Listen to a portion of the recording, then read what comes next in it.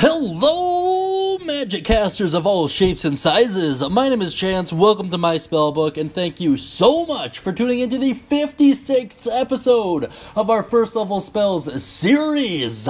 Today we're going to be taking a look at Mage armor. Quite frankly, one of the most popular spells on the first level spell sheet, especially for wizards and any kind of Gish caster.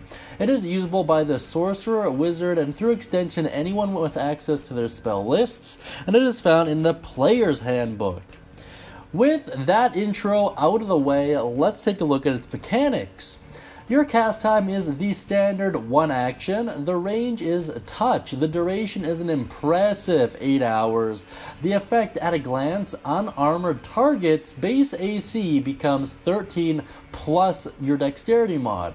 The components are the Holy Trinity, so somatic, material, and verbal, meaning you have to gesture with one hand, speak forth an incantation, and the material component, in case you're curious, is a piece of cured leather. And the school is, unsurprisingly, Abjuration. This is, once again, it makes sense. Abjuration's all about protecting stuff, so, this makes sense. That being said, let's take a look at its description.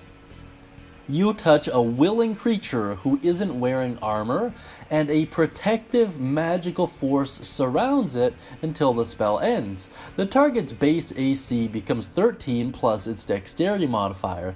The spell ends if the target dons armor, or if you dismiss the spell as an action. Very cool stuff, so use it on yourself or a party member or presumably friendly willing creature. If they're wearing armor, it won't work.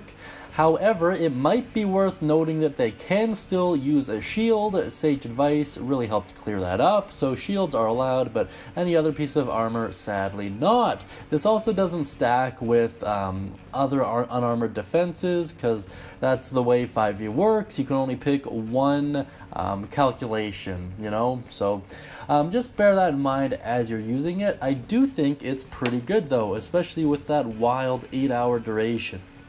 That being said, let's check out some alternative uses for it.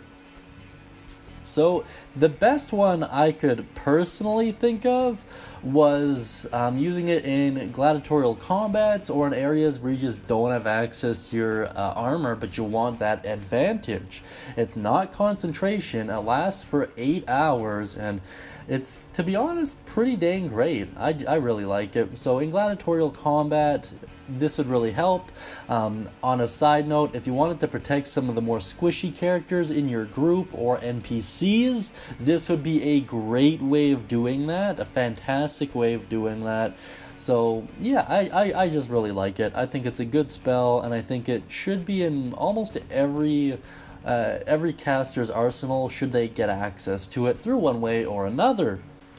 That being said, I just want to take a quick moment to thank our patrons, Marcos G. Guzman Jr., Reina, Tanner Frazier, Kenny Garcia, Bruce T. Thank you so much, guys. I really do appreciate your support. It's been unreal getting to know all of you.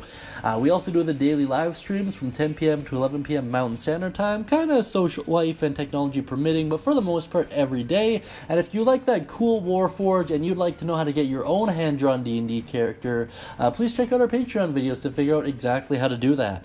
That being said, thank you so much today, guys. I really do appreciate you coming by. I hope you all have a wonderful day, and as always, happy casting.